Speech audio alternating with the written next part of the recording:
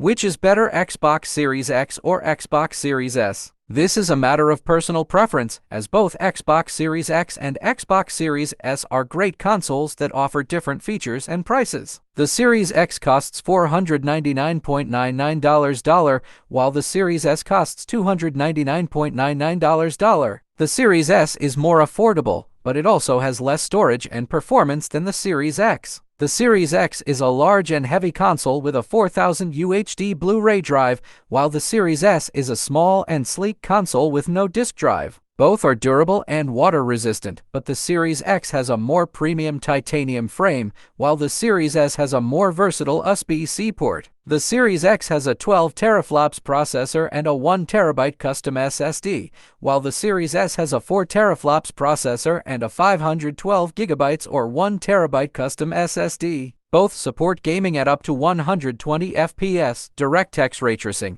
and Smart Delivery, but the Series X has a slight edge in speed and graphics quality.